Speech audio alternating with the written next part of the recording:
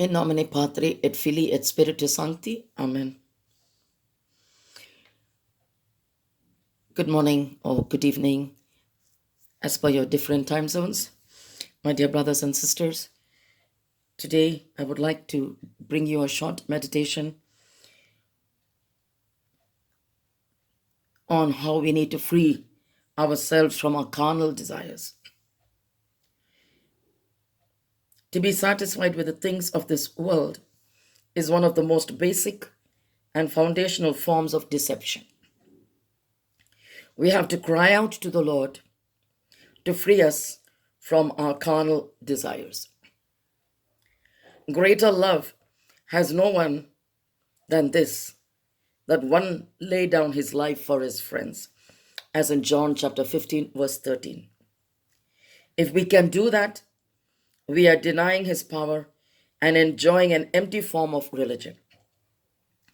His power is what we need to overcome the flesh, so that we can die to ourselves and let Jesus live through us as we represent him on this earth. We are to feed his sheep, brothers and sisters, seek and save the lost, and usher them through that narrow sheep gate for his name's sake and glory. Enough of this form of religion. We are either to be temples in which he dwells, or we are going to be temples that Ichabod is individually and corporately written over us. Ichabod means the glory. The presence of God has departed. So if God's presence has departed, have your fling and be as cold as the world instead of giving Jesus the grief that is going to cause him to spit out of his mouth the religiously lukewarm. My dear brothers and sisters, we are not lily white. We are not walking as we should. We are not dining at the banqueting table of the King because we love the world. We love ourselves and we cater to our flesh. In the wilderness journey, the Israelites was ever mourning, groaning, and craving what the flesh wanted. So God gave it to them along with leanness of soul.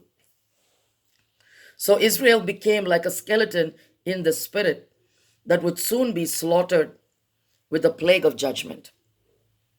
My dear brothers and sisters, if there is any appetite or taste bud that is craving something other than the motivating love that will feed his sheep, then our carnal selves are alive and well and will destroy our walk into his eternal presence.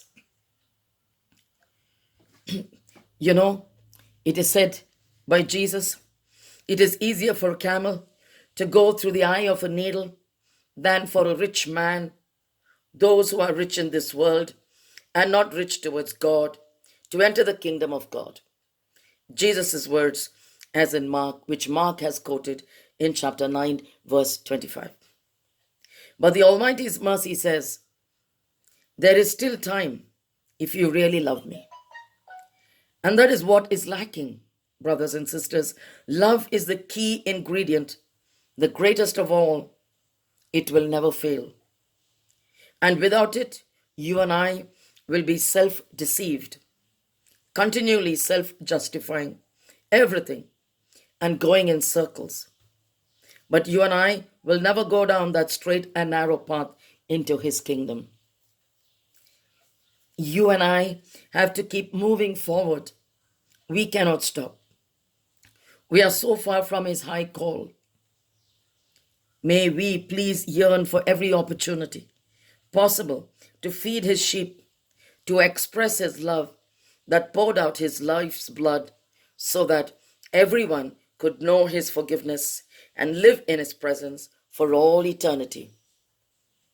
What would keep you and I from missing this high calling, my dear brothers and sisters? I hope there are some takeaways from this short meditation. Thank you very much. In nomine Patri et Filii et Spiritus Sancti. Amen.